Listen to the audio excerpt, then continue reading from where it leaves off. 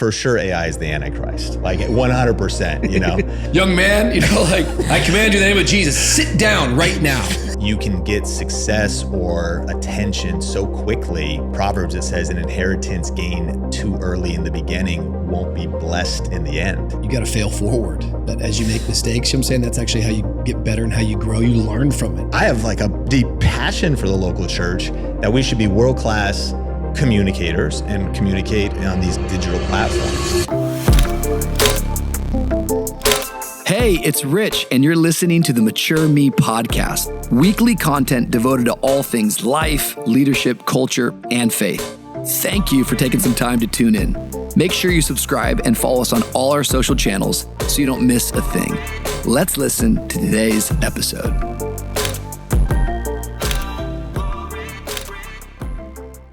Well, hey, everybody. Welcome back to a brand new episode of the Mature Me podcast. My name is Rich Wilkerson Jr., and wherever you're at in the world, we're so glad that you're tuning in today.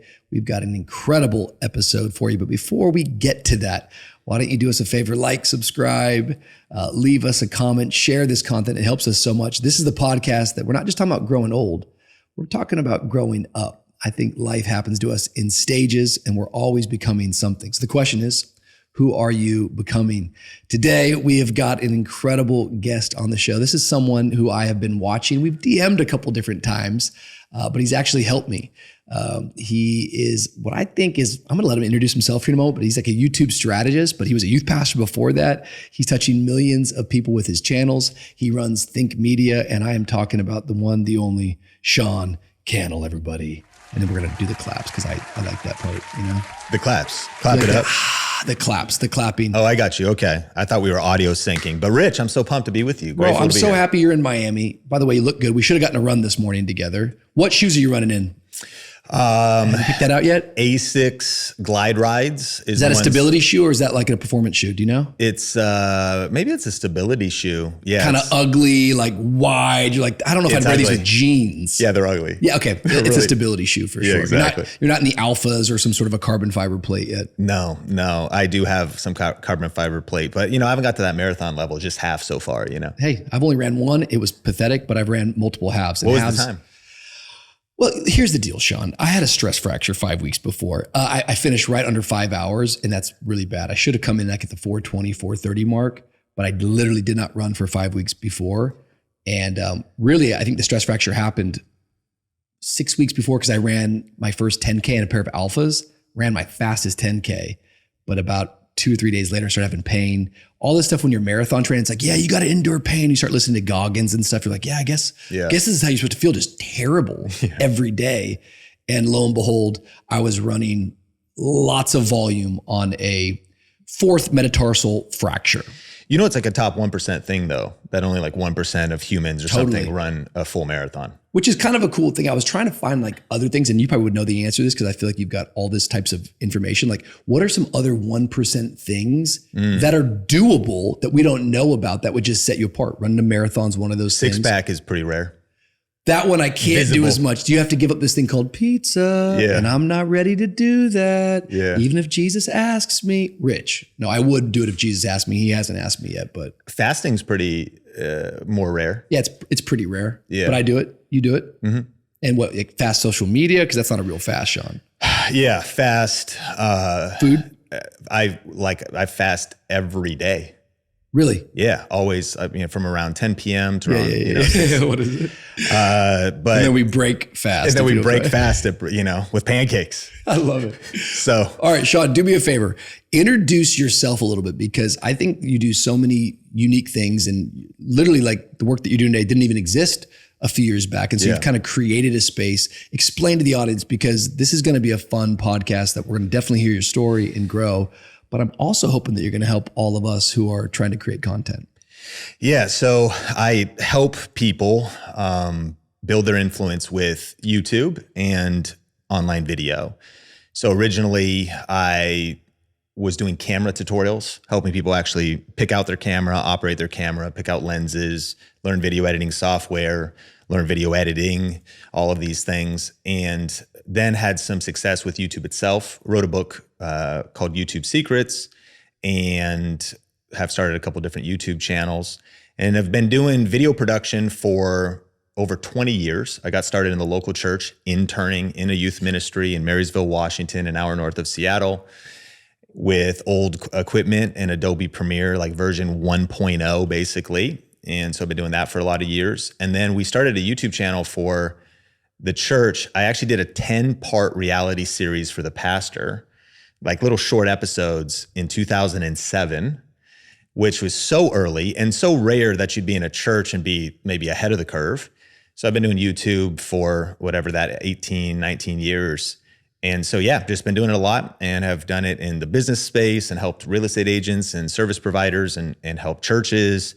And just, they talk about the 10,000 hour rule. It's probably like 30, 40, 50,000 hours just invested in video, YouTube, social media, strategy, all that stuff. And yeah, fast forward to today, we do like books and events and courses, and we post 300 pieces of content a week. Jeez. And was doing the solo thing. But even from, it's actually a huge inspiration to be here with you. I've always studied, love the local church, love communication, but also love leadership. So thinking about succession and thinking about leadership and thinking about building leaders. And so we have multiple creators at our company, Think Media, and trying to figure out how to kind of build a media company and stay in business and pay the bills and impact people. And it's been a mature me, God, trying to figure it out, Right. It's been a journey for sure. What's cool is that if anyone spends any time on YouTube and they're searching for help of any, certain way regarding the actual platform, you're popping up, your videos are there. And I just can't believe what I heard, 300 pieces of content, that's wild. And all the topics, you talk about anything and everything. I think what's interesting about your story is like where you came from and that you were in ministry for all these years. And I think even today, I'm sure you see it this way, but I definitely see what you're doing still as ministry. Yeah. I want to talk about some of the funny stories of that because you find yourself in, I guess, with the quote unquote secular space or the marketplace, but you're always sneaking a little church and a little Jesus into that. Yeah. Back us up a little bit and just kind of give us some of the origin story of being in ministry and then maybe the aha moment. All right, I'm going to step out and I'm going to try to make this like my job. That's a big, crossing. Yeah. Yeah. So I think, I feel like these days I kind of wake up and I'm like rise and grind and I've got vision and ready to, trying to build something and want to live up to my God-given potential. But I didn't always have that. I actually got expelled from Christian high school. Let's go. That's why I like you, man. Yeah. I knew right when you walked in, I was like, I sensed this is a prodigal. That's right. Yeah. He's got my story. I didn't have much, I didn't really have a lot of vision and direction. I got into just a lot of trouble, kind of like rave drugs and all this kind of stuff and kind of hit rock bottom. Rave drugs? Yeah. I mean, what is that? Ecstasy? Yeah. Like ecstasy. And so you like party with glow sticks and stuff? Yeah. Glow sticks. Dye your hair pink. Like, oh my, okay. Yeah. Can you still do those dances? I never could really do the dances, but that was the culture. You know what it is. You put like a glow stick in your mouth. You're like, Yeah. It's crazy. Bro, that's like Babylon, dude. It is.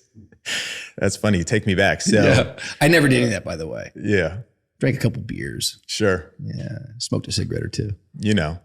So ultimately, anyways, I was into that stuff, got expelled from Christian high school from doing all that kind of stuff. And I do have some ministry in my family on my mom's side, a few missionaries, and they went to this small school called Prairie Bible Institute in Three Hills, Alberta, Canada. Wow. And so kind of when I hit rock bottom, I didn't have a vision for the future. I didn't know what I want to do. And my stepdad, Phil, actually was like, we should see if Sean wants to go to Prairie Bible Institute. And previous to that, there would have been no way that I would have wanted to go into the middle of nowhere. 3,000 people are in this little town in the middle of tundra, most of the time surrounded by snow. And, go to this school, which is about 2,000 in the Bible college. But when my mom said, hey, what do you think about going to, Prairie Bible Institute, the epiphany in the moment was, I do need to get away from my current situation. Like I just need to separate. I know I don't have I'm on a bad path. I thought I was going to go be a monk kind of, like I just need to detach, disconnect. And so I said yes. And I remember when I got there, I was like, I don't know what I'm doing. What am I doing here? But I did Old Testament study, New Testament study, and really read the Bible for myself, started to build my faith on a foundation of like, whoa, look at all these prophecies that were fulfilled in Christ and look at all this. So I'd also been exposed to the story of David, who was on his porch at the season when kings would go to war, and because he wasn't at war, he got in trouble. And so I thought, as I was going to be coming home from this 1-year certificate in Bible that I was doing in Canada, that I should stay busy. I didn't want to reject my friends, but I wanted to invite my friends into a healthy environment. I knew, in fact, one time when I went home for Christmas break, I was like, I'm going to stay faithful, I'm going to stay strong, but I got invited to some parties. And I'm like, you know what? I'm going to be the influence at the party, And I remember I'm sitting in a circle and, somebody lights up the blunt and I was like, they're passing it around, puff, puff, pass, comes to me. I'm like, no, thanks. Just not, I'm good, man. Went all the way around again. And I was like, no, I'm good. Went all the way around again. I was like, okay, let's go. And so after that Christmas break, I was kind of like, I can't be in the circle. I cannot actually. Check your circle. Yeah, check your circle. Yeah, bro. And so. I can't be in the circle is great. Yeah. So so my parents had switched churches, and we actually kind of grew up in sort of more of a seeker friendly kind of churches. And they had switched churches to a charismatic, on fire, really experiencing revival kind of a church. Yeah. And my mom at first was like, I don't know if he'd be into this, but I was pumped. I was down. So she said, yeah, we found a new church. I said, hey, could I intern? They didn't even have an intern program, but can you talk to the youth pastor or whatever? Cause I just wanted to plug into being active and being busy. And my thought was, on break, I'm going to wait tables at Red Robin, which was where, I made my money, and I'm going to do online classes, and I'm going to plug in a church, and I'm going to be busy. And if my friends want to hang out, I still want to be a positive influence, but y'all got to come to me, man, come, cause I can't be in that circle. You got to come, into my environment. And so that's how I got into, video, cause I just started interning, and a good friend today, Jeff Moores, got me into video. He was the youth pastor. Now he's a church planner on the West Coast and Oceanside. I know that name. Yeah. And so, year after year, they had a ministry school called Soma Northwest, a 3-year ministry school, might be similar kind of to VU College. And so was immersed not just in Bible study, but also real ministry stuff, building the youth ministry and the junior high ministry, video. We were on campuses. And so a lot of just leadership development, character development, God encounters, that was all very formational for me. And once I got into that world, I just figured I'd just do this forever. I just was always kind of, doing what was in front of me. I think I heard it said, if you're faithful with what's in your hand, God will give you what's in your heart. And I was just kind of trying to do what was in my hand. But I was exposed to the business world. We started to do a conference called Power to Produce, based on God will give you the power to produce wealth. And started to get kind of exposed that we'd have some guest speakers that were marketplace ministry. And I really gravitated towards that. And I didn't know what that would look like, but I'm doing video, we're doing YouTube, Twitter comes out, Facebook comes out. And I started getting kind of this passion for entrepreneurship and business still, but I'm in ministry, so I'm trying to figure that out. And it was just season after season. And eventually we ended up actually moving to Vegas to take a position with Benny Perez. Yeah. I was his director of communications. That was an upgrade of another level of staff, pressure, TV ministry, and worked on also his social media as well as the churches. And so just cut my teeth, putting in the time. And eventually I was a campus pastor for 1.5 years. There just kind of an opening happened. I'd been faithful, I think, by raising people up as a director of communications, and had delegated a lot. And so that was in Irvine, California for 1.5 years. And it was a video venue, but I did, weddings and funerals and stuff, and was a pastor. And actually towards the end of that season, Benny says, Sean, how you feeling? How's this going? And I go, it feels all right, but I kind of feel like Michael Jordan playing baseball. And I could do it, because he's an athlete, you could do it, but your main thing's basketball. And that was the self-awareness at that moment that this marketing stuff, social media stuff, video, it's definitely my passion. Definitely also, I think, a skill that I've gone really deep in. And at that point, he said, I see that as well. I affirm that. And he kind of helped me transition. And I went from staff to being a freelancer, a little bit part-time with a few other clients, and had a transitionary year in 2014 until he fired me. Thanks, Benny. No, I mean, he transitioned me. He let me go. And all my clients, though, in 1 month, like laid me off. Wow. And just natural, they'd hire full-time staff or whatever, but income. What were you doing for those clients? You were like doing their YouTube channel management, cutting up clips. So I had a couple different, another guy I was working for at the time was Dr. Dave Martin. Yes, I know these names. You know, and so they would have like their sermon clips. So I would take like parts, maybe take 18 minutes, put a hook in front of it. What year was this? It's 2014. Wow, bro. Yeah. And so, even during, because when you came and spoke at Dedicated with Jabin, that was the youth conference at Church LV. And that might've been, if it was 2012 or 2013, I'd be like cutting up the promo videos. Wow. Helping with some of the media and then helping with the rest of the team. Delegating some of those skills and all that kind of stuff. So I would, it'd be making promo videos, making YouTube videos, cutting up sermons. And then I would do the same thing for some like speakers in the business world. Sure. That would hire me like kind of freelance or cut up their videos. So when all my clients transitioned though, October 2015, I remember I lost 80% of my income in 1 month.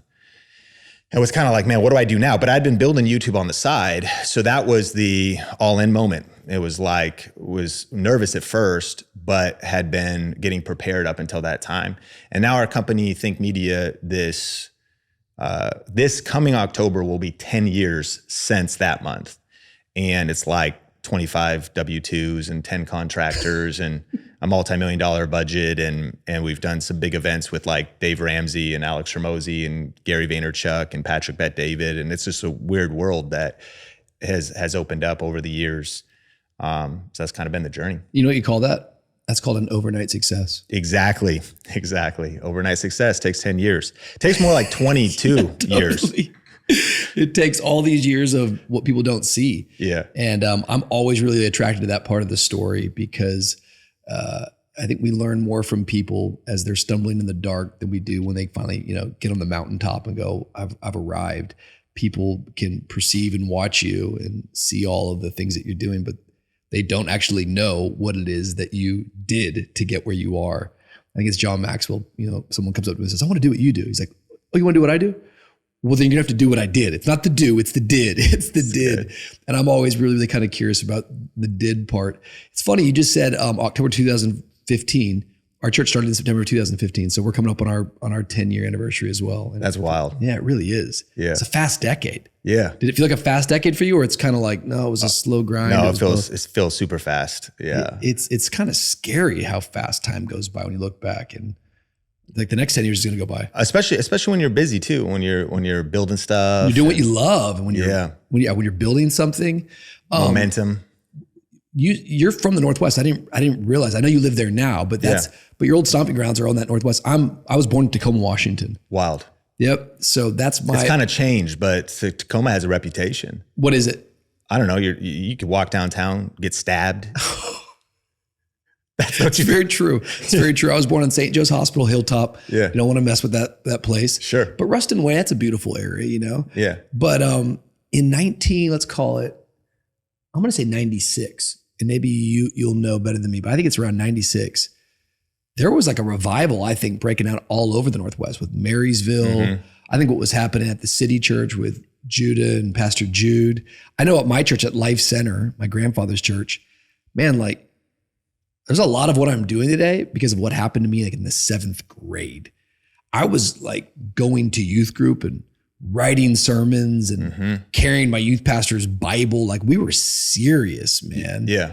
But that was a little bit later for me. So I didn't know about the Marysville revival, even though I was in Arlington, and that didn't hit my radar. And actually at the time, it was a pretty radical transformation because my mom actually kind of started anti-charismatic Pentecostal. She was kind of like praying in tongues isn't of God. Yeah. And what are these, like, and I remember too, I was like, why are we even having this conversation? I don't even care either way. Like, why are you bringing this up? But that was sort of, and then eventually she had such a radical God encounter and was so transformed that it was really for us, we kind of, maybe it was a second wave around 2003. But still, and speaking to how formational all of that was, and we would travel down in 2003 and 4 to youth pastor luncheons with Judah and Jude. Wow. So so those were very formational. And then Generation Church, looking at all the media they were doing. And then the Prosperity with a Purpose conference down there and all of those. So we would go to City Church all the time and all of completely formational. And I think, especially in the social media world, it's kind of said a lot, but sometimes your gifting or your charisma will take you further than your character can keep you, or you don't want that to happen. All that character formation, I think, is critical. We're seeing a lot of influencers and social media stars implode or break down because they might get viral fame, but they don't have the inner fortitude to really. And so I think local church, in the word, in God encounters, powerful times of worship and prayer, all of that was hugely formational. And I mean, kind of like Acts chapter 2, in the last days I'll pour out my spirit upon all flesh, and we'll dream dreams and see visions. And I think capturing vision and like being built up and having an inner reality, the fire of God burning, I'm passionate to see that on YouTube and in the marketplace. Yeah, I think there's something really, really beautiful about doing something for a decade, 2 decades without anyone knowing about you. I'm a big fan of social media. I want to talk about things that I like, and I want to learn some of the trends that are happening. But I think maybe where the danger for sure is that it does kind of create an overnight success for some people, where it's like you're catapulted into a limelight and you actually haven't trained, or you actually haven't ever done this for the right reasons. And before you know it, you're sort of addicted to the applause, or you're addicted to the like. And with it becomes a very thin life and an anxious life and an insecure life. And I think people that try to skip over the process are only going to hurt themselves in the long run. I wonder, and sometimes it's like, is it their fault? Like, sometimes they just accidentally stumble into success. Like I love the story of David and Saul, and we don't really know a ton, but Saul didn't seem to have the formational years that David did. Yep. And he was catapulted into the limelight. We saw him deal with all kinds of stuff, insecurity and character issues and all this different stuff. And then you have David, who also feels he gets anointed, and what is it, 8 years by the time he fully sees walking into that anointing. It's over a decade, 16 years or something like that. And all of that, fight the lion, fight the bear, hidden in the wilderness, and then even learn experiences through bad leadership and ups and downs and just getting, all character formation stuff.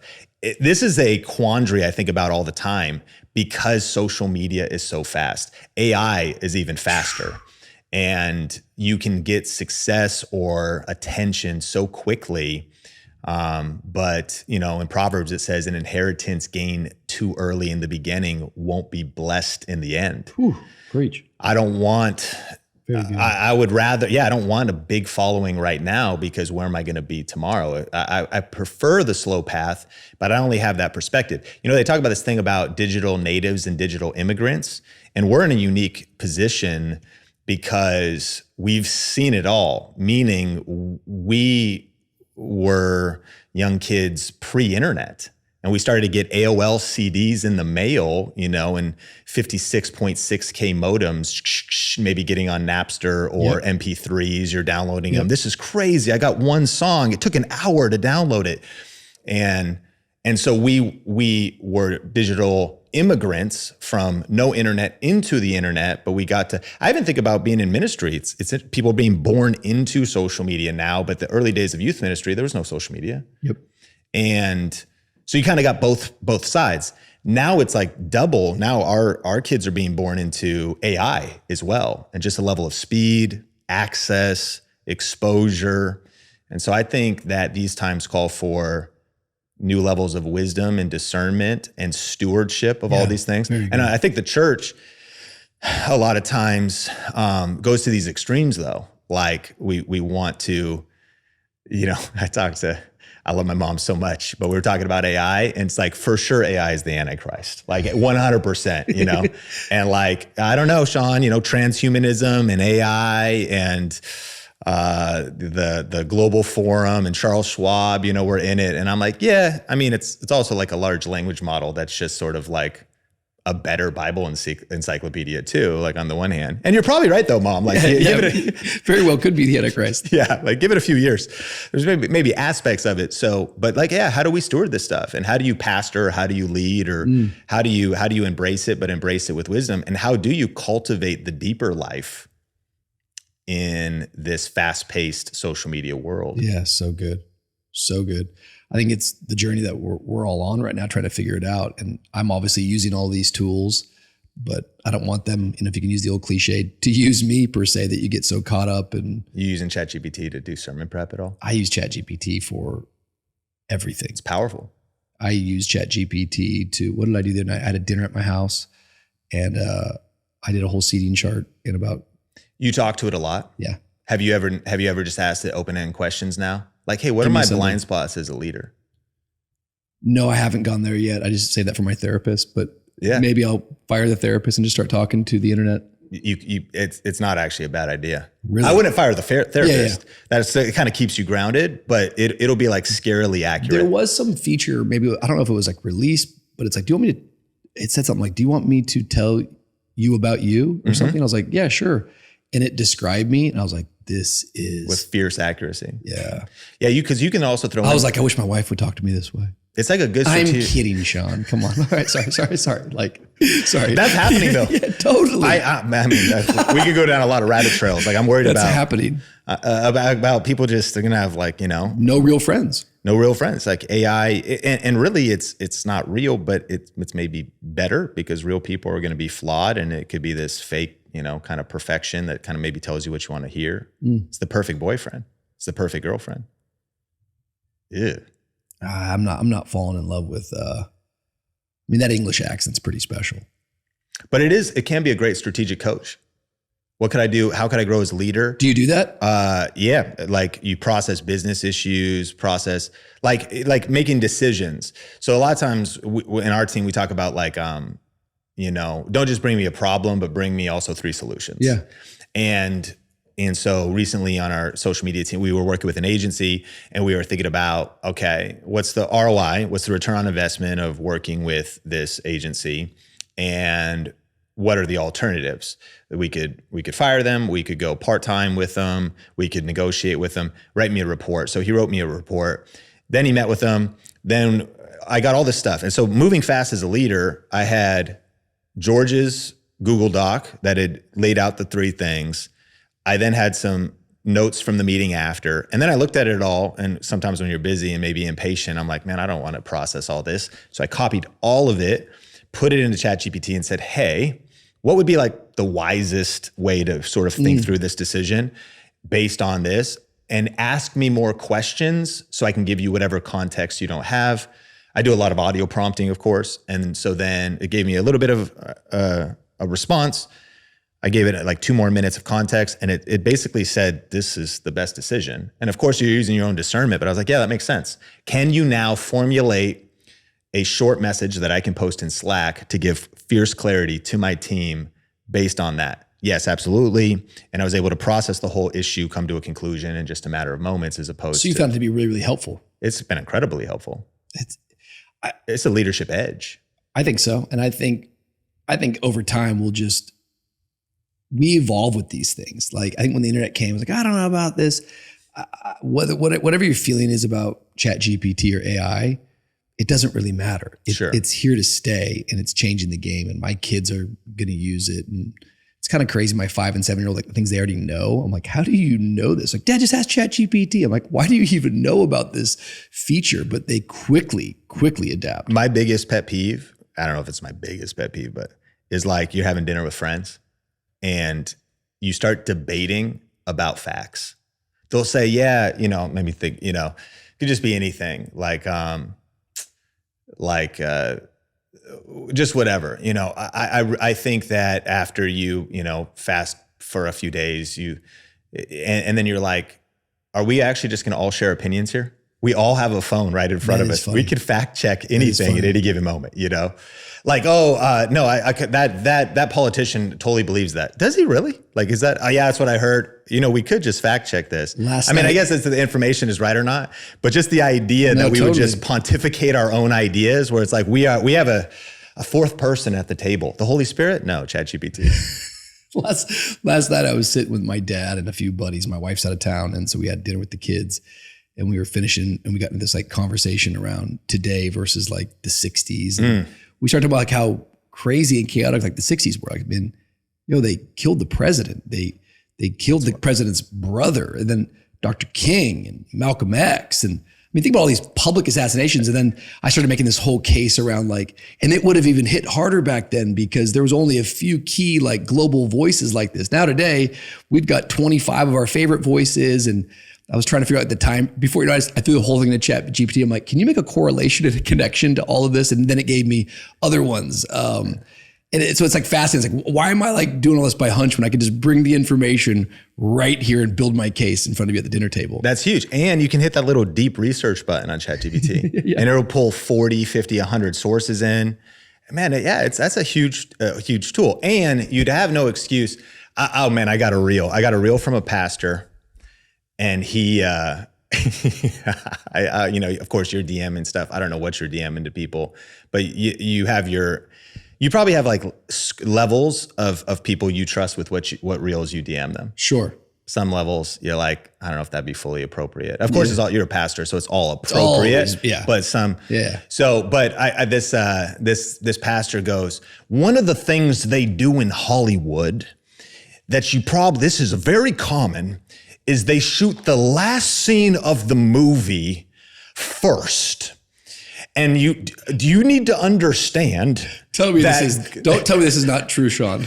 That God, see, he has seen the last scene of your story. If you burst my bubble in this right now, I'm going to make you leave. Keep going. Well, Keep going. So I was just listening to it and I was like, that's not true. Is that true? I'm like, I don't think. So I'm just like, hey, ChatGPT, is it common in Hollywood that they, and it's like, no, that's probably like never happened, if rarely happened.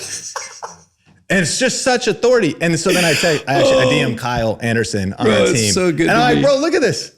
And then I was like, you can't do that anymore. Like as a communicator, you can't just authoritatively. Oh man, you just burst my bubble, bro. I love that analogy. It's one of my favorite. I think I've probably preached it. Yeah. That's so good though.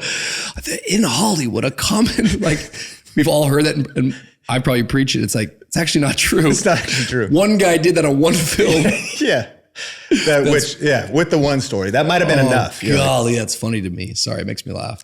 Yeah, you got to think that way now. People can just quickly fact check. Someone posted something yesterday from my Easter sermon.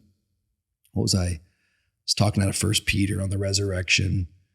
And he posted like his story and his notes, but he was in ChatGPT and he's putting the passages down and he's asking like for more prompts and more message. I'm like, bro, like live? Yeah, like in his notes, like he's got additional notes and my things, if that makes sense. So he's like writing his notes in ChatGPT. Oh, I got you. To my sermon. Yeah. But I mean, that's some pressure right there because I'm up there without my notes and I'm preaching from what I've studied from 1 Peter. Sure. And now he's taking my handle or my insight or the director takes the whatever illustration, he's got it in ChatGPT, and ChatGPT is like giving him more information around the passage and more historical context. I'm like, oh gosh, bro. It's a good thing. I mean, being just self-aware or aware of what's happening in culture, I think is important as a communicator in today's world for sure. When you stepped out in 2015 and said, I'm going all in on YouTube, give me some like on the path, some big, huge moments that maybe gave you hope. Or the other way, it was like, this was a mistake. I don't know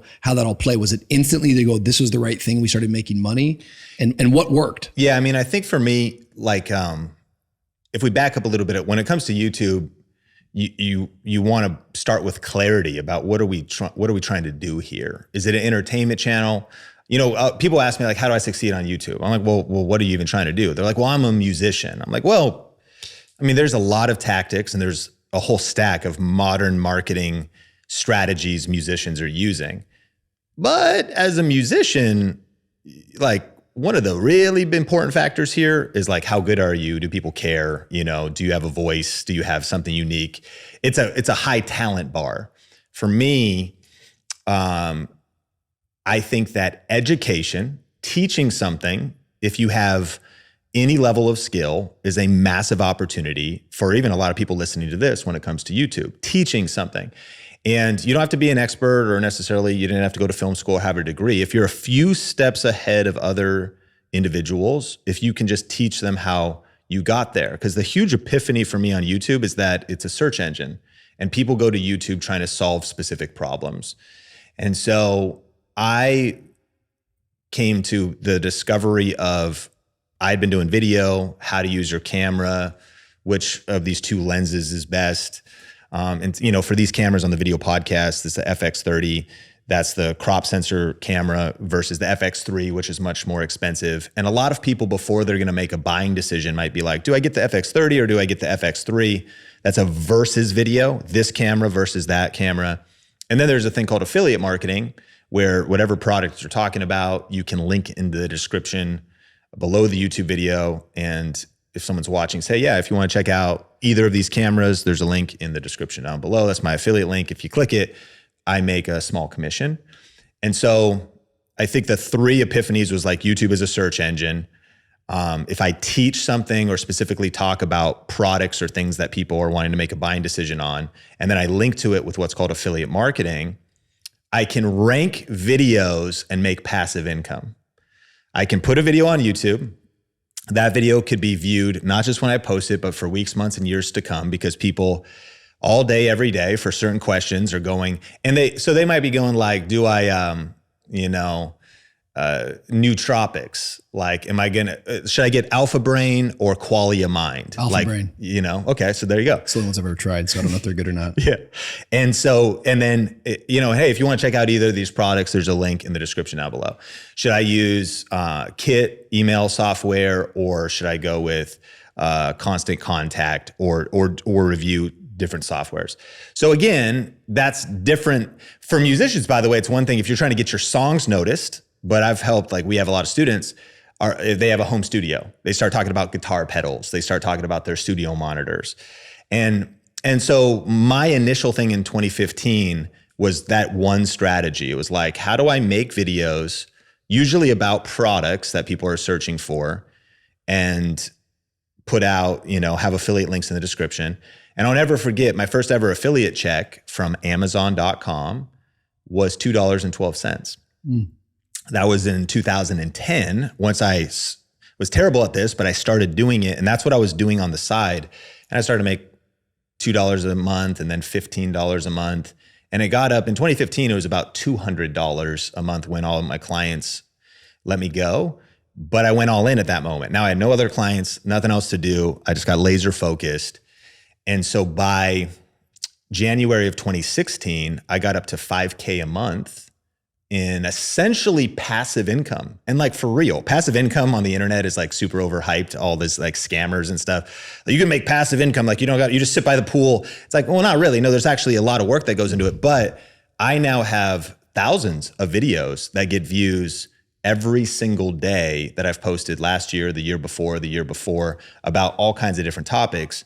And they're being watched. And yes, YouTube pays you for views, but also the products that are talked about, even though it's usually 4% on, a product that I'll talk about, when you have tons of, clicks or a lot of your videos being watched, it has grown now on Amazon affiliate program to anywhere from 20K a month to as high as 50K a month. Jeez. Just from that one income source. And now we're part of 100 different affiliate programs.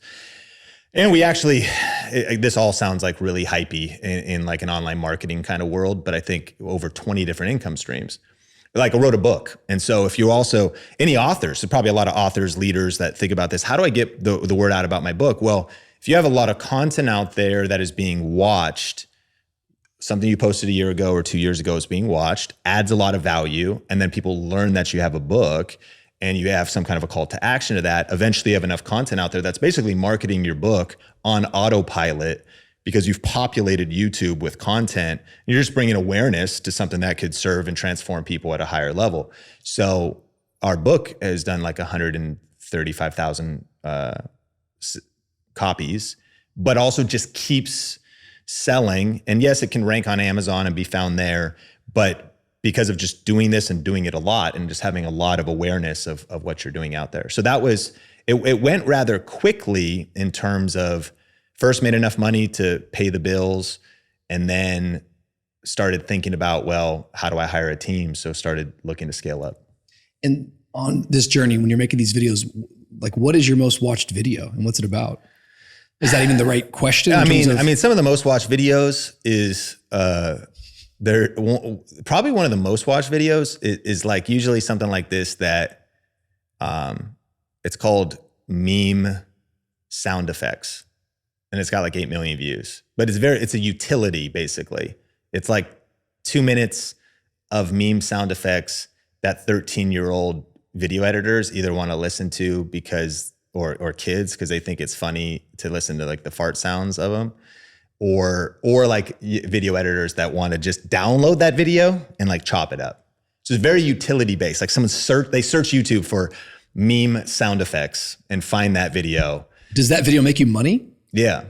Has that video made you the most money? No. So you have what's called like a CPM and RPM, which is cost per mil or revenue per mil, and mil is like I think it's a Roman term for 1,000. So I don't know why YouTube makes it that complicated. But for every 1,000 views, you earn a certain amount of money.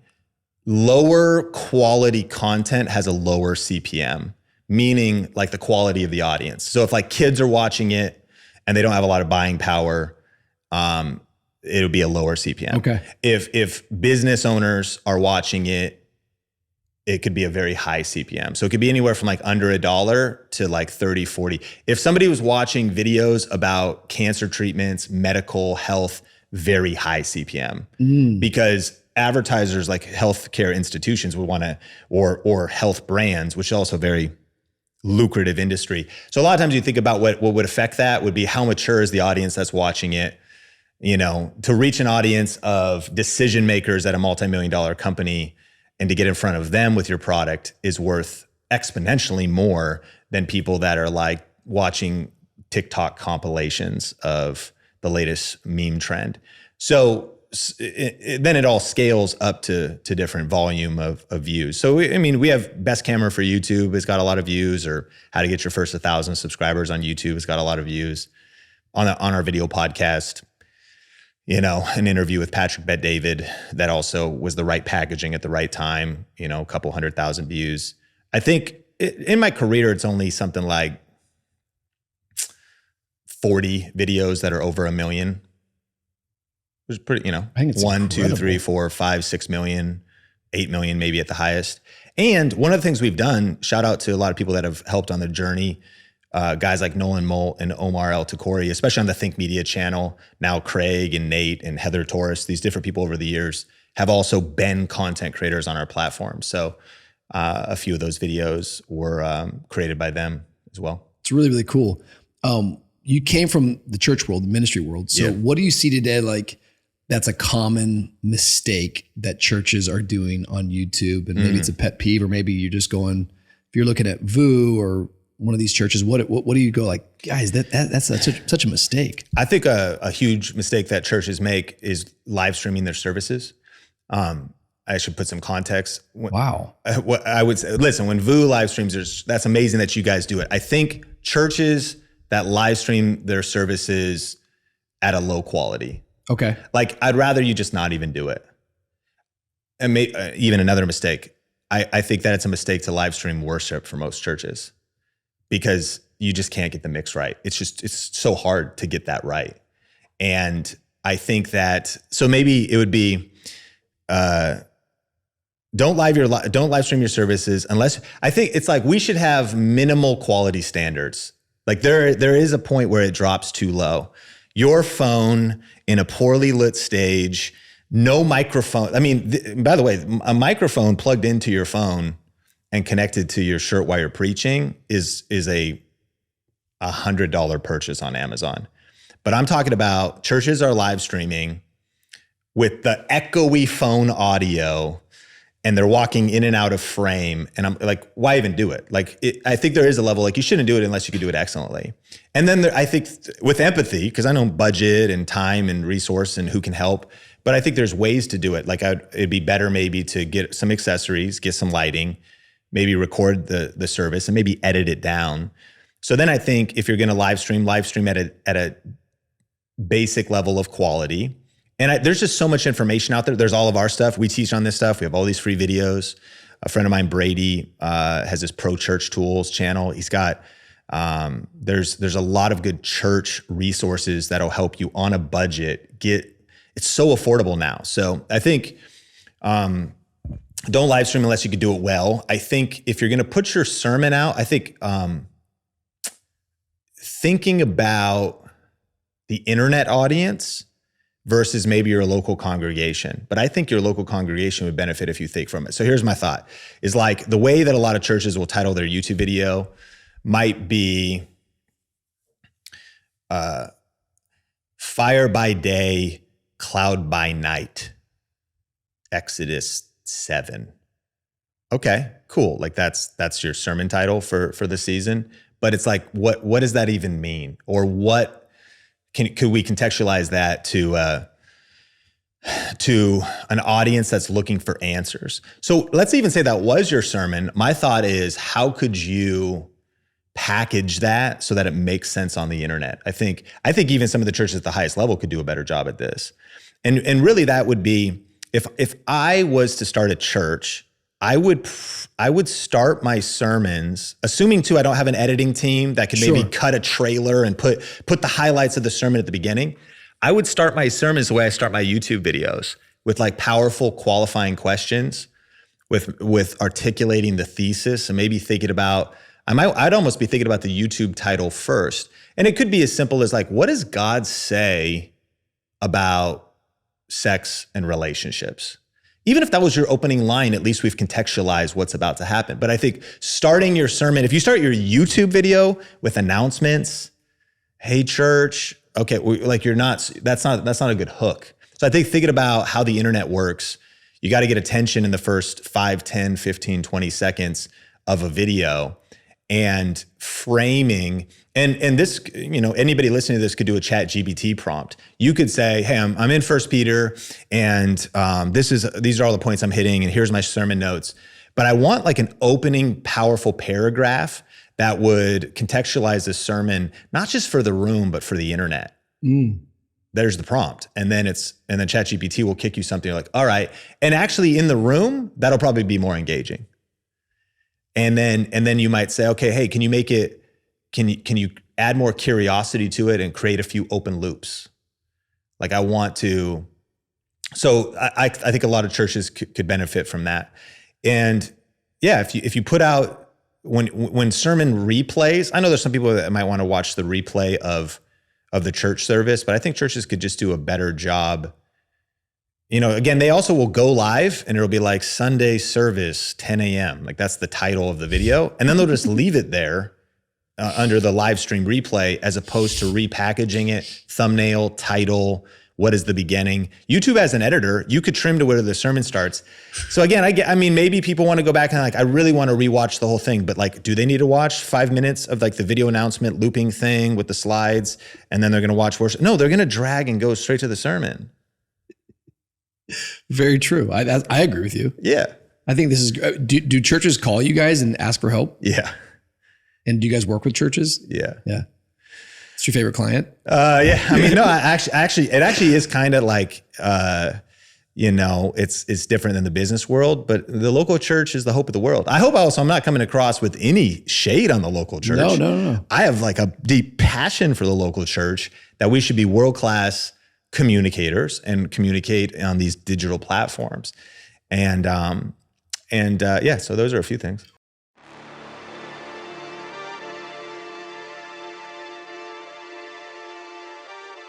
Hey everyone, Rich here, and I want to let you in on something really special that's happening. In the Bible, the number 40 represents something powerful.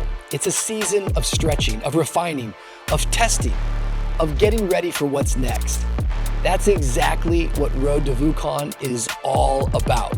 Starting May 11th, we're launching a 40-day relay run from Jacksonville, Florida to Miami, Florida, all leading us right to VooCon 2025.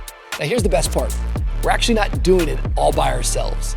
We've got some incredible partners, other churches that are hosting and running with us. Churches like Journey Church and Christ Fellowship, Celebration Church, Colonial Church. They're opening their doors, hosting our team, and leading the charge in outreach in their cities. Here's the best part. You can be a part of it. Maybe you run a leg, serve at a stop, or track the journey and simply pray with us. This is more than a run. We believe it's a move of God. So Voo family, let's run with purpose. Let's carry the good news on the road to VooCon. To sign up or find out more information, head to voocon.com/run today. One of the things that you guys do that's really cool is like you put these like big events on, and at these events you have speakers from the marketplace or from society. Gary V comes and speaks at your events. What are things in terms of like, hey, being in church, I've got an advantage here that maybe this other world doesn't know anything about? Yeah, you know what's helped me is there's at the YouTube conferences and the social media conferences. Number one, people come to learn, they want to do a workshop, but a lot of people they're good on YouTube. They've got really good things to teach, and people are in the room to take notes, but they just are not compelling speakers. One benefit for me growing up in the local church, and I would say even a particular type of church, which would be, getting mentored by people like you from afar. Like you've preached, we got to go to the other side a bunch of times, haven't you? And I think also like Judah Smith, one of the most influential, I think he's impacted a lot of communicators, right? But even just usually powerful question, immediately engaging from the first line, and then story to illustrate, and then good transition, and then humor and cadence and pause and yelling, and also coming to a whisper and all of this stuff. All of that formation gave me an edge in a world where I don't think people even thought about it. They just thought like, hey, I'm here to just convey dry information, and maybe a little bit better than that. So I think that was helpful, was just thinking about world-class communication itself. And when you're growing up with, TD Jakes and Chris Hill and Rich Wilkerson and Benny Perez and Jabin Chavez, and just being around and thinking about working on your craft as a communicator. But your question was also about with like Gary V and stuff like that. Well, I just put these events on. I've gone and spoken sometimes at a corporate event. Yeah. And you're just like, dude, all this money you just spent on this stage. Yes. The aesthetic is bad. The transition is bad. The sound is bad. I know you hired this production company where it's just like, church, you got to do this every week. I just firmly believe like there's some unbelievable communicators out in the world, but I'm still going to go up there and say the best communicators in the world are in the church. Pastors and preachers. You just said TDJ. It's just like, is there really a better communicator in terms of someone who can put words together and move you pound for pound, week after week, space after space, place after place? I'm just going, what are we talking about? And I think the same thing, like, what are we doing on a practical level? Building a church, VOO, is very, very spiritual. It's first to worship God. It's there to equip the saints, to evangelize the world. But on this practical level, you're putting on an event. Every week you're putting together the gathering and mobilizing. We have thousands of people that turn up to multiple different locations, different programming, kids ministries, junior high, high school, small groups, dinner parties, crews. These are all different little events. No matter what you want to come up with it, people get triggered. Oh, that's the problem with the church. Whatever. Look, I'm the best man at the wedding. John the Baptist said he was the best man. You know what a best man did back then? He communicated between the bride and the bridegroom, and he helped plan the wedding. That's what we do. We're wedding planners, okay? So chill out. So we're planning a wedding, however you want, whatever language you feel best with. But with that, hopefully you do that long enough. You get people in different spaces that see things that other people haven't normally seen or felt. So you go to this, this company has their one time a year annual event, but they don't do events any other time. And it's like, bro, y'all just spent a lot of money, and this thing feels jarring to me. I just want to rethink media. Like you guys have the sensitivity of church. I would imagine that Gary Vee would come and go, this feels different from the other things I go to. Yeah, I think a lot of, and to frame that too, like we pre-service prayer, we'll do like pre-service prayer and like touch every chair and whatnot at our corporate events. Yeah, I like that. It'll feel different, right? Like God's Spirit is there, we set this place apart. But I think, all these practical things for sure, there is an advantage in the corporate world. Chances are you do one event, or for most businesses or whatever, you do one event a year. You're right. We do multiple events every week. So you develop a grit and a repetition. And if you're in a great church that takes excellence seriously, and I feel very privileged to be surrounded by individuals. I think one of the biggest things, I learned a lot from Benny Perez through Jeff Morse, who was at those revivals and in Marysville during that time. And they've got a great relationship. But I learned a lot about like room dynamics, like how Benny would remove chairs or use curtains. And I think, it's sometimes in corporate events, this is one of my biggest pet peeves. They have corporate events. 2,800 chairs down. 2,800 chairs. 62 people at the workshop. It's like, what are we doing? Yeah, they don't control the room energy. They don't condense because there's workshops also happening. So they do it. So it's a big echo chamber. I mean, but down to the playlist, the music choice, the volume of the music, the lighting. Even also greeters and things like that, like just energy of having greeters, having music playing in the lobby. I heard this from Sergio Della Mora, who talked about a score of when they hit the parking lot of our church. I want it to be a 6. I think when they're actually in the parking lot, I want them to feel a 6 because we're playing music. And as they walk through the door, I want them to feel love, and I want them to feel a little bit of energy. When they get into the lobby, I want it to be, a 7 or an 8. And then once they get inside of the worship center, we want it to be a 10. And we want to, have it be tight. I think learn about transitions, we were just having a conversation with our team about why it's so important to introduce people well and to establish their authority. And some people, I think authentically humble people struggle with this, but that's a mistake, because somebody being introduced well and being platformed well is to the benefit of the listener. If it says, receive a prophet as a prophet and you'll receive a prophet's reward. Well, if you don't understand that they're a prophet, then you're also missing out on the reward. And there's been times when I've been sitting in a session, I'm not pumped about the next speaker. And then once I hear an articulate and accurate bio of who they are, what they've done, how they can help me, I now lean in and I engage.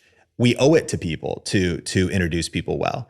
And so, it was funny. Early days, though, I had 2 youth pastors. They were co-leading, David and Jeff, and they would go to City Church and conferences. And so at conferences, though, they'd be like, coming up next, we have a true man of God speaking.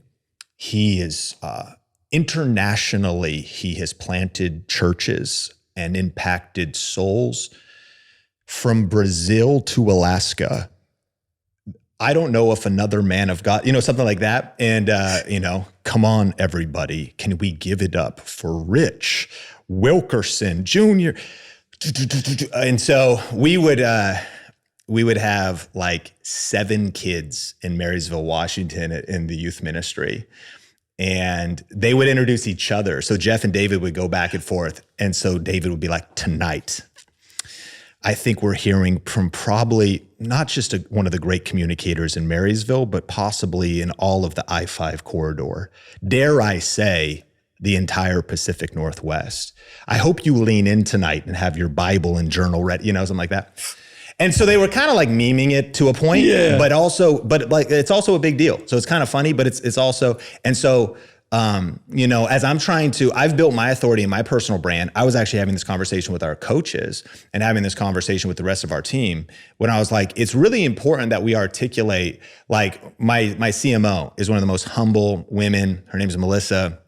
She hates any attention, any spotlight, but I'm like, you're a CMO of a multi-million-dollar company. You helped build that company. You're an absolute genius. People need to know but also if you're about to speak, maybe anyone in the room only knows me.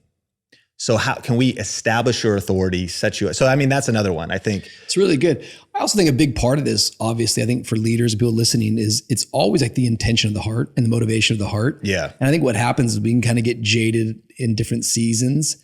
But what you just said, like, I think when we're introducing or talking about anybody, if we're doing it from a place that's genuine and humble and honest, it's really beautiful. When we're just going through the motions of flattery, it becomes cliche, rote, and it feels kind of icky. It's cringe. I think you do got to make it fresh because you know the cadence. You guys speak. I know it totally. Can I just first say you guys have the best pastors? Yeah, there you go. And can we give it up for pastor's wife? Come on. Pastor's wife. I love that tone, that voice. No, I totally know. I think I have to settle, breathe. But it is authentic because you do love them. And you're building a culture of honor. You're building a, heart for the house. You're trying to, pastoring is the hardest job. You've spoken in so many places. You've preached in churches and you know about pastoring. I love that you know about the difficulty of it. But sometimes we'll be like, man, that 8:45 service, they're so dead. They're so dry.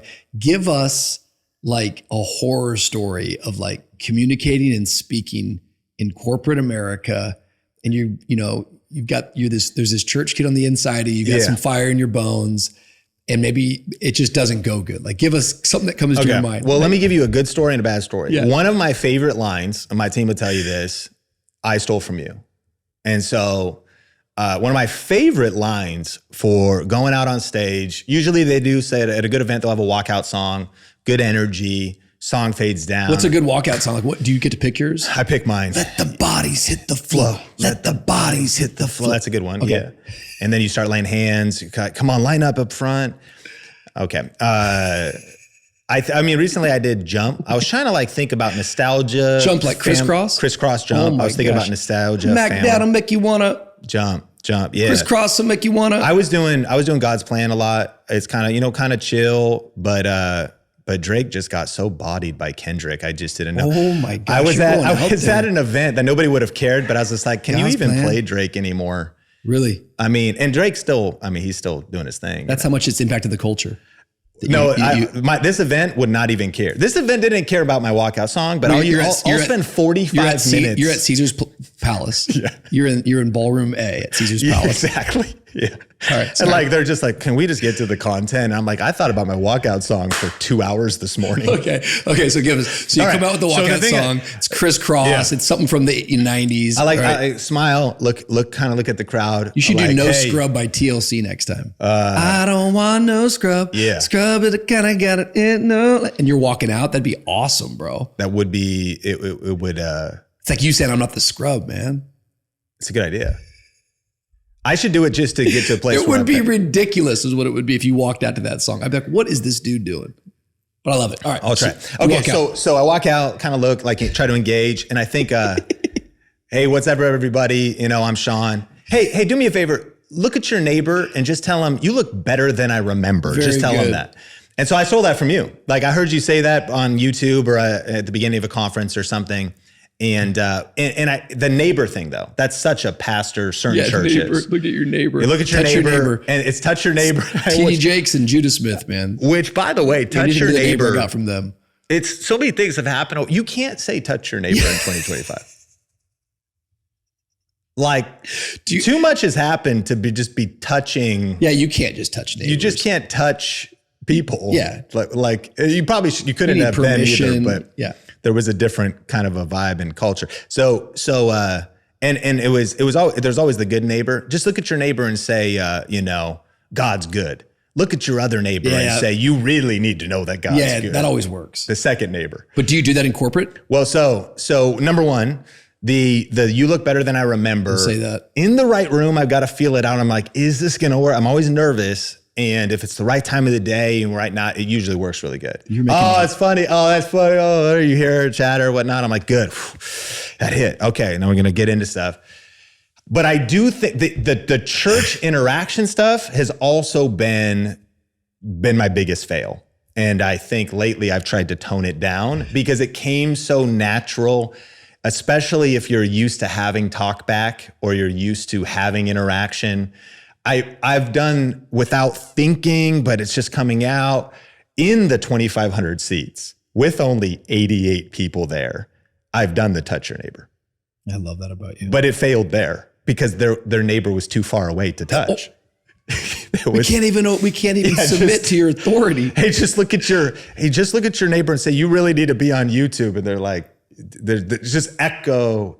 You really need to be. They couldn't even finish it. And so, and then the other one is if you survey the room, there is something about, hey, so just raise your hand. Who here has a YouTube channel, right? And so I've tried that. If the energy's good and the interaction's happening, great. But sometimes it's like, and then you're insecure, so you call out the lack of participation. Who here has a YouTube channel? Oh, okay, 10% of the room. Who here doesn't? Who here is lying? If you do, who here doesn't want to raise their hand for any reason at all? Bro, you're a pastor, man. You know what I mean? And then I'm like, oh, shoot. And I just feel it. I'm sinking deeper and deeper because I'm like the interaction. And you know what's funny is because we'll capture some of my talks, repackage them, throw them on YouTube. And then I read the comments. And this is not a rare comment. It's not like it's been a lot. I mean, probably less than 5 in my life. But I have had the comment where they're like, I just hate this guy so much. He is talking like a pastor.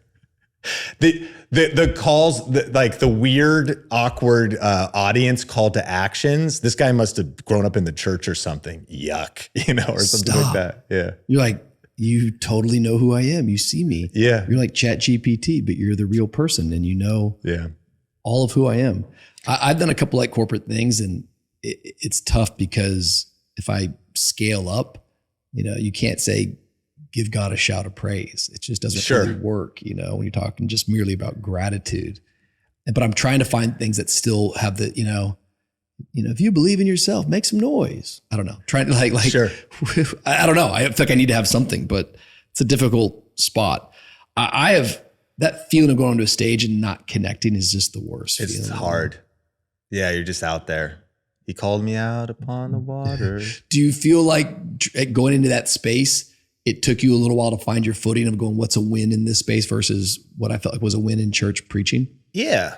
Yeah. It was actually, I sat down. Early days, we did this thing called Think International where we would like interview leaders, Jeff Moores and I. That's what like preceded kind of Think Media, or Think Media became the channel. And there actually was a conversation that we had at the Church LV conference with Chris Hill, Judah Smith, and Benny Perez. And me. No, it was just Chris and Benny, and then Judah was a different time. And Chris was talking about preaching, and he said the best way to teach a preacher is to preach a preacher. And okay, so the aha moment for that was just the reps.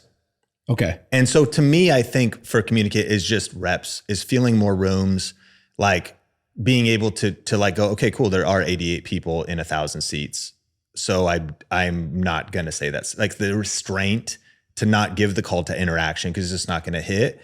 Maybe the restraint, it took me a long time to learn, bring your A game and bring the energy and maybe even bring the energy up, even if you're really not getting feedback.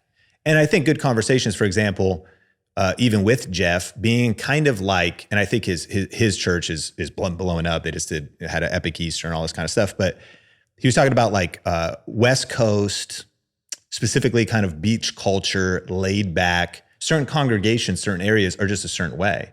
So if you come into like a packed out church, Pentecostal, fired up, they've built a culture, preaching's easy. And so like kind of like just having a feel for the room. But he mentioned just because I'm not getting talk back or even, if people's faces even look mad, like they're just getting ready to stone me, like in Bible days. And then somebody would come up after their face looked like, sour. And he said they'd come up after and they'd be like, that was the most powerful message I've ever heard. You just changed my life today. And he's like, well, you could have told your face, Yeah. But so just the reps of that, like just doing it a lot, being there and then trying to disconnect ego or emotions from, it feels a certain way, but let me just set that aside because I don't know. Let me just assume the best. Even if energy is low, it's that time of day after lunch, certain lulls of energy. But I think other things like I architected into my talk at Keller Williams. I think it was after lunch. And I did this thing where I got people on their feet and got them for 3 minutes filming each other on their phones to kind of break the ice for real estate agents.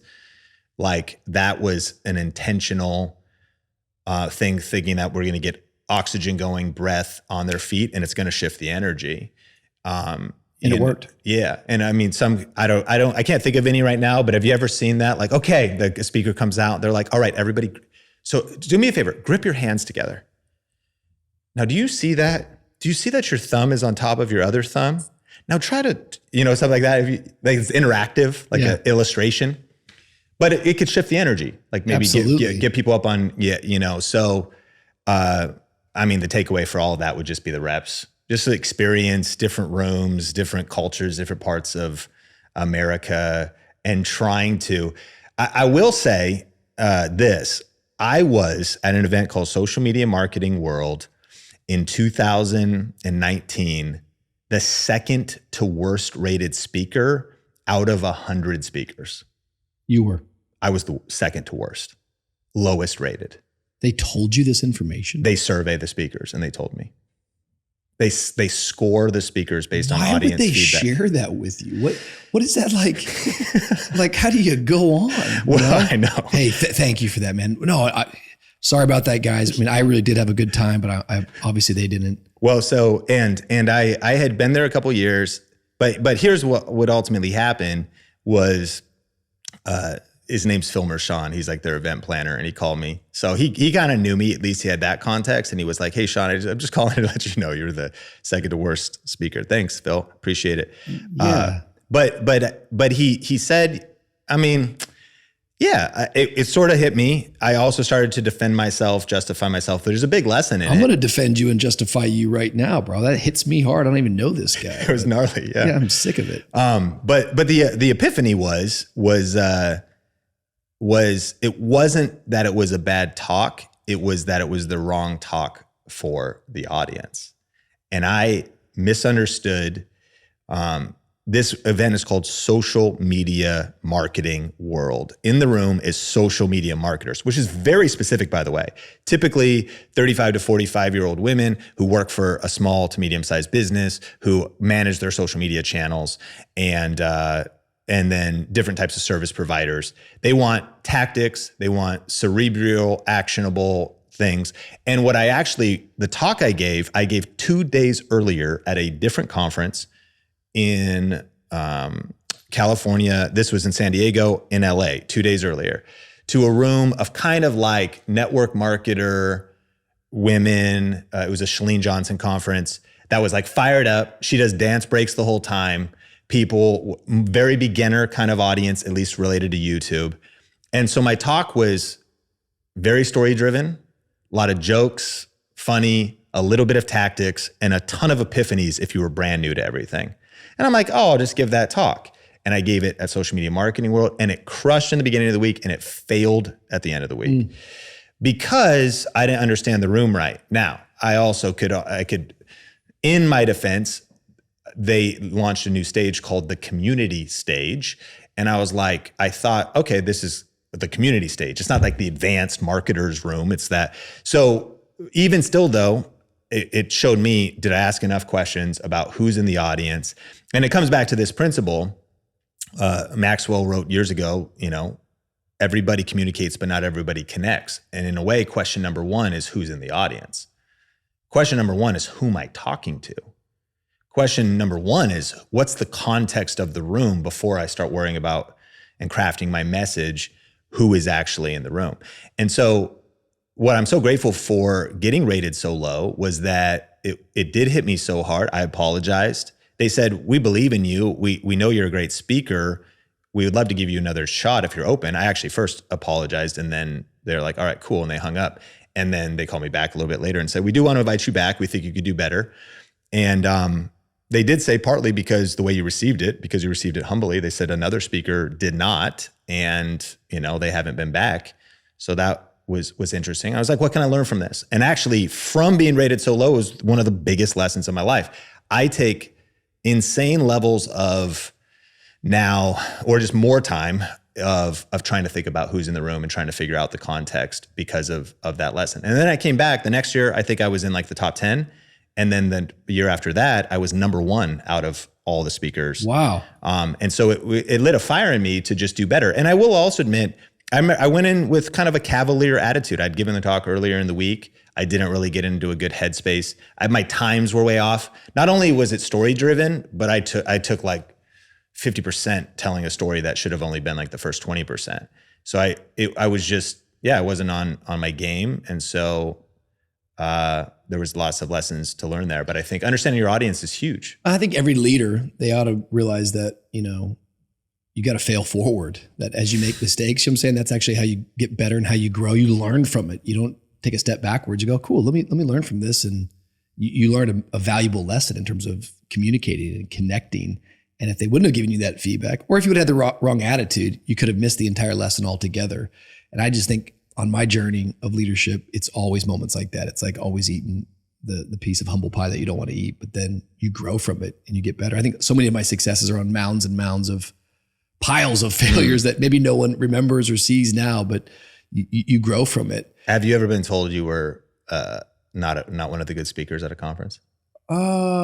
Maybe not like that, but I've known I haven't done a good job. I don't know if someone ever came to me and said you didn't do a good job. They don't do this at church. Imagine a VU conference if you're like, all right, now get out your phone. I would just never open up the survey.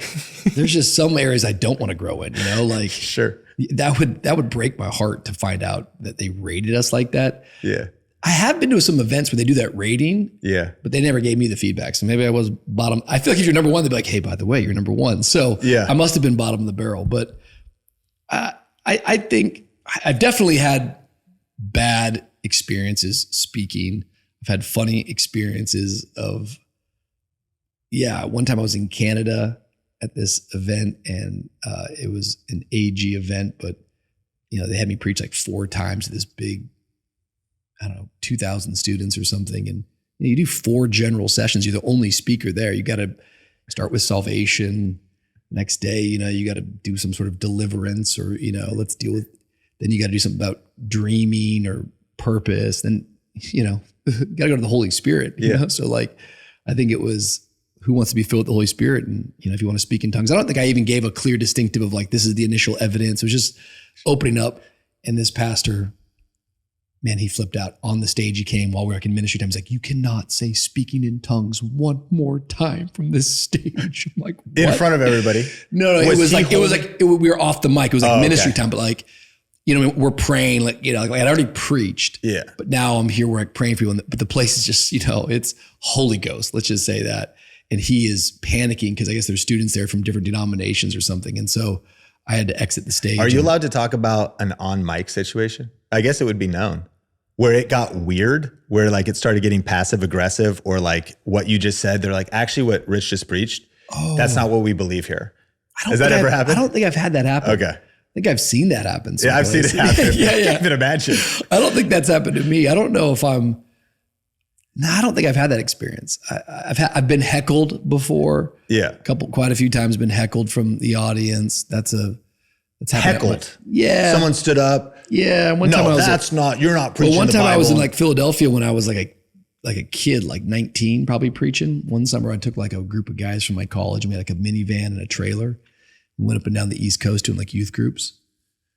Our group was called Broken. And you get it, right? We're broken, so His grace can shine through. And I was preaching in Philadelphia in this big youth group. And this kid stood up in the middle of my message and he's like, F you. Okay. It's like, no one trains you for like how to respond to. How'd you respond? I think I tried to ignore him at first, like that didn't happen. I kind of looked the other way, he's over here. He's like, F you, man. He kept going. And then I think I tried to respond with like godly authority or something like, young man, I command you in the name of Jesus, sit down right now. He's like, F you. Didn't work at all. It just took forever. I think some youth leaders came and he just kept cussing. He was saying Allah lives. It was like very, very traumatic for a young preacher. Yeah. Did you get the service back on track? Kind of. Yeah. Like These are things you just like learn. I had maybe about a year or so ago, my son Wyatt always talks about, I was in the city at our church. We have 4 different locations and I move around. Yeah. The city's this big room, this big 1,500 seat room. It's at an old high school in Little Haiti. And I was preaching and this guy stood up in the back, like probably 15 minutes in. And I think he was intoxicated, but he is yelling out. And it's challenging, right? Because you don't want like the security team to come and like put their hand, it's the same thing. Like you can't just go touch somebody. Sure.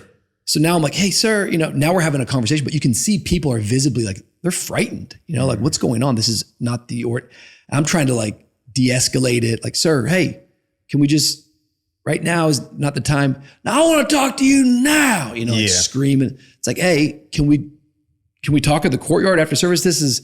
Everyone's here right now and we appreciate your feedback. Like you're trying to, and then I can lose my temper, and get feeling, and you got to be careful on a microphone and saying something irritable back. Well, and cameras, everything is public now. Totally. It's a scary world, kind of. Really scary because it's like, I think I handled it okay. I don't think anything ever got clipped, but our team came around it. They were able to escort him out, but you don't want to like drag someone out. It probably never got clipped because you handled it well. I think the thing is, if you would have, it would get clipped if you kind of, you lose it, you have a bad moment. But even like having good boundaries and whatnot, unfortunately, could still be perceived wrong. But like you should, that's not totally. Right. Yeah. I just remember like this was just literally about a year and a half. It was just I could remember feeling people, and they're like, and that's what you're saying. You're trying to like get back into the like, hey guys, okay, like let's get back to it. It's just a weird thing. Church in the wild. Church in the wild, man. 10 years ago, you started this, and people see the success of it. Tonight, you're teaching here in Miami to a bunch of incredible leaders and professionals. What does this cost you along the way? What are some moments you're like, I almost quit? Was there any kind of massive roadblocks, massive obstacles? I think people always ask me, it's like, do you ever think about quitting? I'm like, of course. It's cost me so much more than I ever dreamed, but I feel called to it. But what are some maybe moments that you can think through of going, these are real challenges that I've had to overcome? Because I think people are listening and that you might be in a totally different industry than them. Yeah. But you're leading something. You got 25 employees. You had a dream. It's become something. You're helping people. But that always has a price to pay. Yeah, I think of 2 thoughts. I think about the law of sacrifice. In order to go up, you've got to give up. And I think about leadership pain. I think it's Sam Chan who wrote a book called Leadership Pain. And that at the higher levels of leadership, there's just going to be more pain. Now, practically, I think first was actual physical pain. I developed some chronic pain and chronic, like kind of nerve entrapment, tendinitis, tendinosis. It wasn't carpal tunnel, but I thought it was because I worked so hard from 20 to 32 while in ministry, while wanting to be really faithful with whether I was a campus pastor or whatever else. I was working extra hours really at a computer editing without necessarily great ergonomics or just, and frankly, overworking. I think that's kind of an entrepreneur edge, like it's sort of like build your dream job while you have a day job. The consequence of that being that I've been on a 10-year journey of actual pain. And so physically investing my body. And I look back and I think some of the wisdom could have been, I should have been strength training. And that would have been preventative or, in the NIV translation in Ecclesiastes, it says a man who fears God avoids all extremes. And I think that true leaders or a lot of driven entrepreneurs, on the one hand, you're going to be extreme.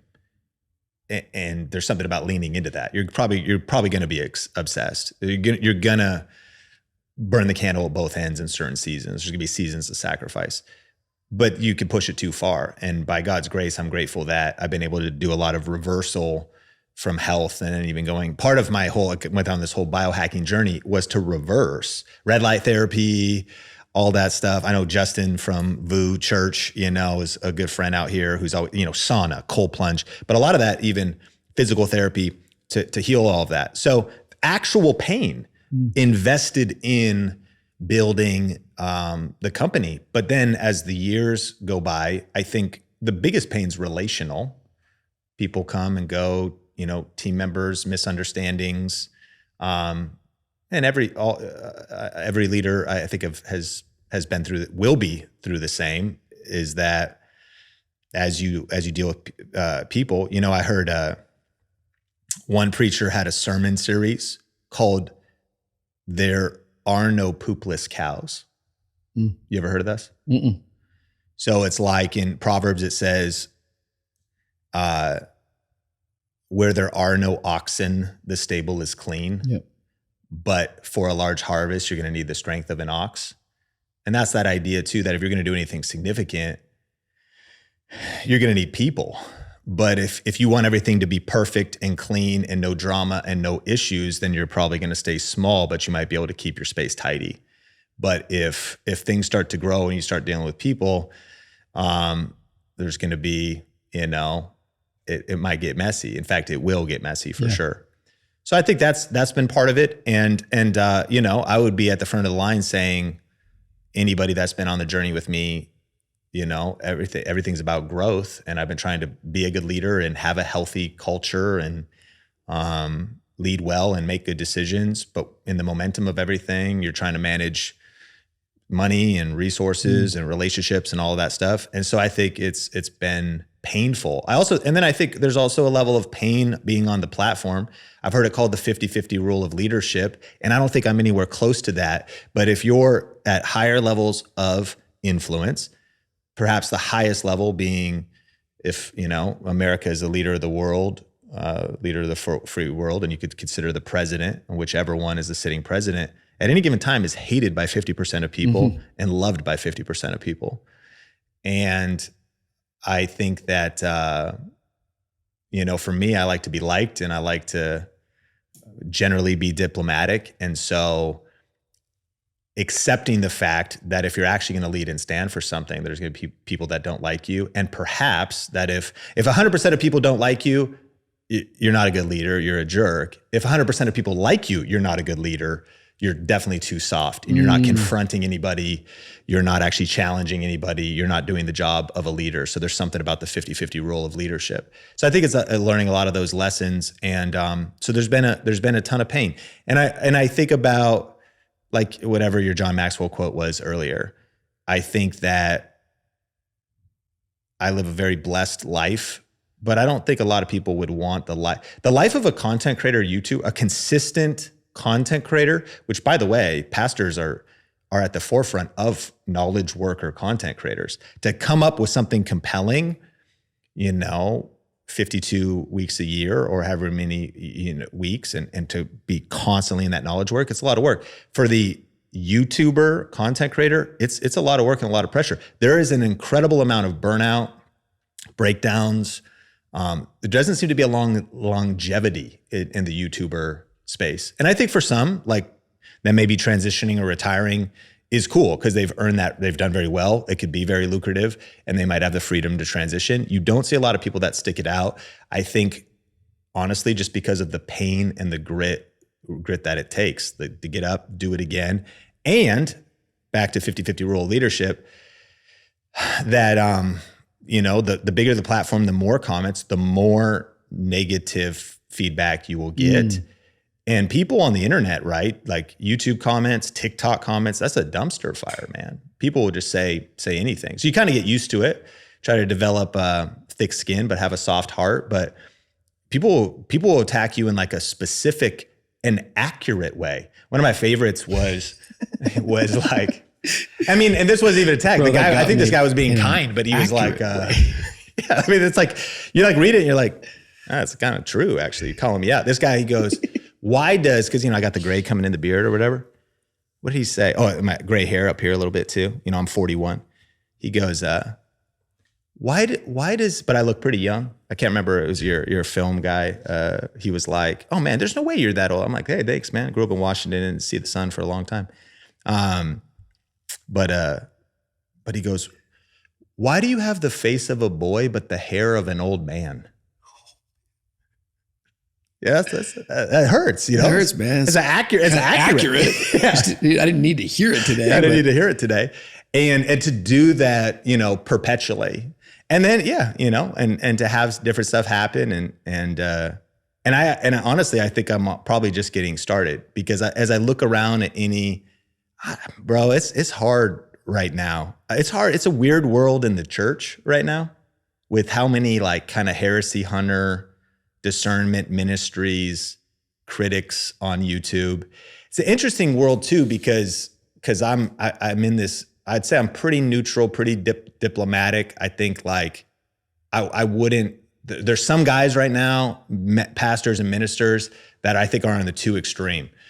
We need these social media critics, these discernment, YouTube critic isn't a gift in the Bible. You're like, okay, but also like, you're actually doing some like whack stuff.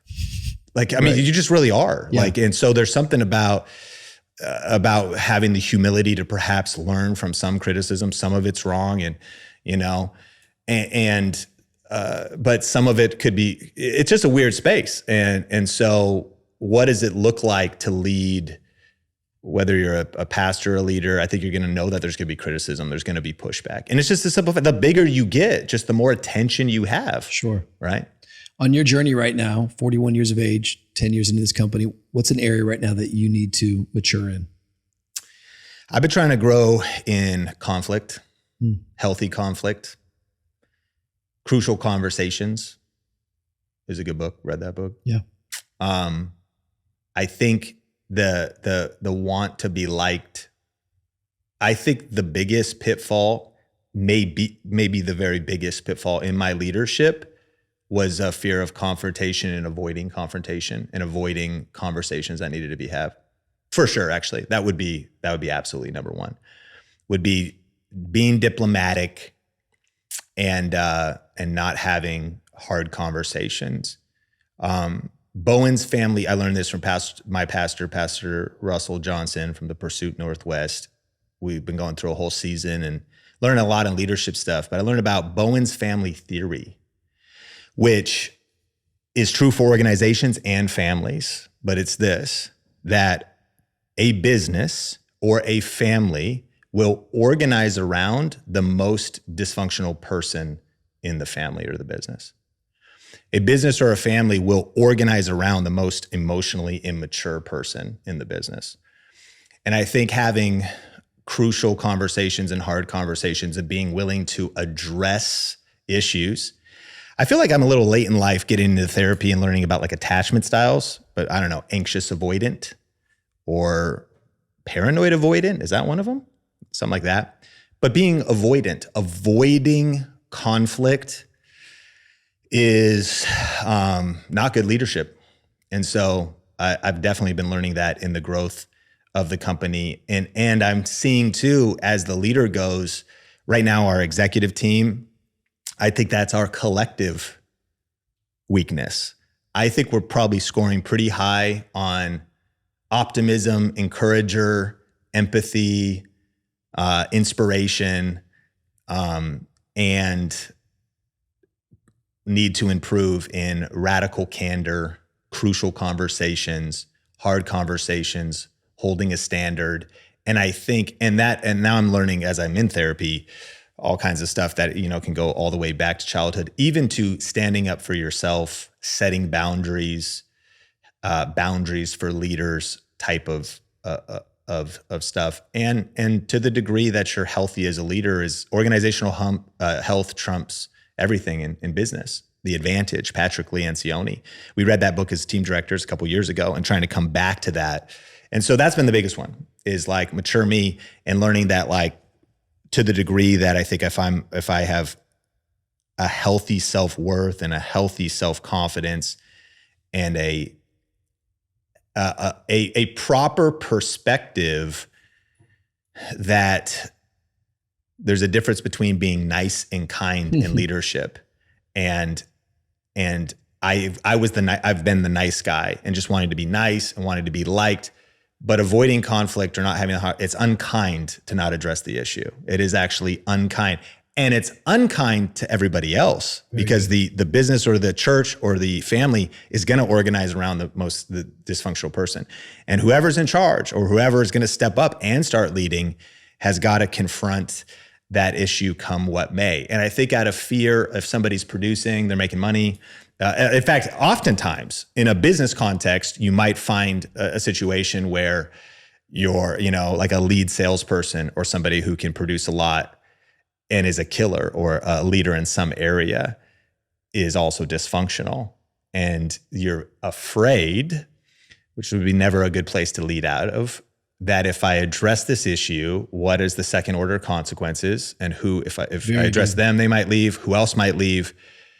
But doing the right thing is always the right thing. And I'm not saying that from a soapbox. I'm saying that from the journey I'm on to say, okay, we've got to fight for health 100% of the time in business, in ministry, and in our personal lives. And that's been the journey I'm on. People pleasing is an interesting one. It's like that great contrast you were using earlier about Saul and David. It was, Saul kind of begrudgingly hiding in the baggage, sort of afraid of man. Yeah. Doesn't think he's qualified, although he stands a whole head taller than all the men in his tribe. He looks the part. He just isn't the part on the inside. But ultimately what disqualifies him is that he disobeys God because he was afraid of the people. And there's just something about leadership at some point. We're going to have a higher or a more superior fear, which is, I love people so much because I fear God so much that I want to please him first and foremost. And I like that language. I know what that feels like to, choose being nice versus being kind. Kindness is marked by the truth, and confronting things, and, getting healthy means sometimes things have to get cut out. Yeah. The garden, if it wants to produce, must be pruned. And I feel like with leadership, more often than not, you know what to do. You just don't want to do it. It's like 100%. And I think that where people get tired on the journey of maturing or in leading is just the energy that it takes to talk about this again. And the reminding that you have to do from a leadership standpoint. Lencioni talks about, you're not the CEO, you're the chief reminding officer. You got to say something at minimum of 7 times before it's even begins to be implemented. Well, that's just, how many times I've told you this so many times, but there's a patience, there's an endurance, and you get what you allow. I think people's lives listening to this could change radically in the next 7 days if they thought about the number one issue they've been avoiding confronting or person, and to confront them this week, if not today. Like if they make the phone call today. For us, we had a situation, and it's so clear in hindsight, but I just remember there's an individual on the team, and someone comes to me that is like spirit-filled, humble, trustworthy, an incredible individual, aligned with the culture, very kind, and says, hey, like this issue is happening with this person, and like it's not good, and it needs to be addressed. And I'm like, thanks for bringing it to my attention. Yeah, but okay, I don't know. And I actually kind of learned this in therapy from being in a home situation in the early days, and my whole family's been transformed since then by the power of Jesus. But in the early days of why I was comfortable with that, because I was comfortable defending dysfunction. Preach. And so take that. Defending dysfunction. That's a sermon title. Yeah. And so, but then, so I avoided it. But then another person that came and said, hey, like, do you realize what's kind of happening over here? You need to address this, man. Like, this is an issue. And bold for this person to have the courage to come have this conversation with me. And then I still am avoiding addressing it. And then eventually I get the clarity that I want to, I'm like, I know I need to. So I start to read books. That's when I read Crucial Conversations, which is great because it shows you how much like courage I need to build. And I'm thinking about frameworks. And I think also because of the interconnectedness, and you get this in ministry and church, spouses, right? You also, when you have a couple, maybe both are on staff, one is on staff, different things, those dynamics. I just finished Dave Ramsey's book on building a business that you love. He's got like 11 steps for hiring staff. And I'm sure this is probably like the higher level executive staff, but step 12 is they're going to sit down and have dinner with both people. Yeah. Both, even if the other person's not going to be on staff, like they're going to be with the spouse to like get to know them. It's wise. And so I I mean, this is one of those things, like if there's smoke, there's probably fire. Or if there's a few red flags, like there was just so many, but this took months. And it was dysfunction for probably years, months of even once I saw it, of how soon I addressed it. So like when you said, is leadership actually complex? It actually might not be that it's that complex, although aspects of it certainly are. It's like, do we want to get up and eat the frog? And there's a million little tasks I could do today. Let me do this thing over here, or do some social media posts, or meet with some team members. Very good. And there's all these things I could do today, when the thing you should do today is probably make that phone call, or send that text, or send that email. And I know there's probably at least one leader listening to this and the fear though is like, but if I do that, the second order consequences could actually be horrible in the short term. And the answer is absolutely. The fallout might be really bad. Like there might be some timing and some things you think about, but what else are you going to do? Yeah. I've learned, for me, I believe that more often than not that confrontation has an expiration date. And so I think the weird confrontations and the unhealthy ones are, and then last summer, it's like, right, last summer, dog, it's spring, and I think that you lose the footing of it. And just to encourage people that are listening right now, I think my experience of trying to have, we have a little term, changing confrontations connotation, that you want to try to create a culture that is the norm. Awkward conversations is what I call it. It's like, we're gonna have an awkward conversation, a culture of improvement. And the other side of conflict is growth. What I would want to encourage people is that, in my experience, when you start to build a culture of healthy confrontation, more often than not, things get better. Like more often than not, the thing that you were so afraid of happening doesn't happen. It's like, oh yeah, let's tweak, let's improve.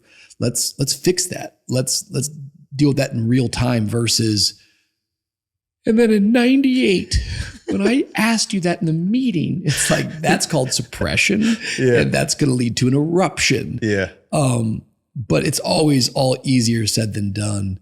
And I think it's a big part of leading. And I think the further we go as leaders, the more our capacity, our threshold for pain of all sorts, whether that's the physical pain of waking up early and staying up later, or it's the relational pain, the collateral of that, the pain of carrying a vision, and that vision not coming to its full revelation leaves you in a space of frustration at times. So learning how to manage that frustration and that irritability, and not coping with negative things, but learning how to find healthy practices and, really, really deliberate disciplines to, whether that's cold plunging in sauna or meditation or therapy, or not overeating, not over drinking, all these things that are good gifts from God. We can so pervert them and they become these crutches for us. But as you grow, the weight's going to get heavier. And I always love that thought, what is the reward for passing the 7th grade? It's called the 8th grade. And so it's just another test. And we kind of live from test to test. And with God, he doesn't grade on the curve. And with God, he also doesn't let you pass until you pass. You just keep taking the same test over and over and over again. And I've just seen that so often in leadership. But I think conversations like this one help us. I think we learn from one another. We grow. I can't believe you're 41. I'm 41. You start saying things and it's like, you think you're so unique. You're like, oh my God, I'm the exact same person. We just read The Advantage years ago. Like, we got to get back to this. It's like, we're in totally different types of organizations, you know what I mean? But it's the same shared suffering and experience. And if we started going through your fears and your worries, they're probably going to line up, So I've so appreciated you taking time, and we're big fans of everything at Think Media. We believe that you guys are doing incredible things. I think people out there watching, they need to go check out your stuff, because I feel like you're helping people with whatever their business is, how to tell that story better. So where do they go? They go to thinkmedia.com. Do people even go to websites anymore? That was a whole other conversation. We actually, a few years ago, I was able to purchase thinkmedia.com because I didn't own it. It just redirects to the YouTube channel. I should get better at building websites, but I heard Marcus Sheraton say this: in the next 5 to 10 years, he thinks that YouTube channels will be more important for brands and organizations than their website. Really? So, but thinkmedia.com will take you. Think Media is the main channel. It's about cameras, tech. It'll help you with live streaming and getting church on a budget could start live streaming well, start putting out better content. And then we do have a weekly podcast called the Think Media Podcast. That's a show I host with different Does individuals. the CEO of YouTube like know you? Does he know that you're out here like building his business? I know don't who think that he is. knows me. There's different employees at YouTube, like Renee Ritchie, the creator liaison, and the creator team. There's a whole creator insider team. Because there's all these businesses that have started from this business. Yes. I guess Amazon would have the same thing, right? People that are like buying, but it's just like, it's so interesting. It is funny because with the amount of sales, like when you think about the top line sales we've done for Amazon, because if we just make 4%, we've probably done like 10, 20 million, 40 million in Amazon top line sales or something like that, which has just made me wonder, like, Jeff, can I get a call, dude? Yeah, right. Like, I mean, I'm in Seattle too. Like, Yeah, could I just totally. come down, maybe get some coffee, like hit your guys's, like, I think he's in Miami now a little bit, you know? yeah, I mean, he's not even involved. But by the way, they just started a creator rewards program and whatnot. But no, YouTube's been incredibly cool. Like, it's the ecosystem, it's a creator community. I mean, they call it the creator economy. Goldman Sachs said the creator economy right now, it's about a $250 billion total addressable market, and it's going to double in the next couple of years. So it's a whole ecosystem in terms of the jobs it's creating and whatnot. So yeah, anyways, Think Media Podcast is a weekly show that'll help people, you know. And I think they should. I think pastors, leaders, business owners, individuals, I think there's a lot of opportunity to think about if you got a mission, you got a message, you got a product, you got a service, or you're just looking at a way to maybe express yourself, earn some extra income. Exploring the YouTube stuff is definitely worth doing. It's amazing. Sean, thanks for being here with us today. Friends, if you enjoyed this today, go ahead and leave us a rating. No, we're kidding. No, we don't want any ratings, but like, subscribe. That made me laugh really hard. Number 99 on the list. That guy should have never told you that. But leave us a comment, share this content. It helps us so much. And as always, man, there's more content coming here on Tuesdays on the Mature Me Podcast.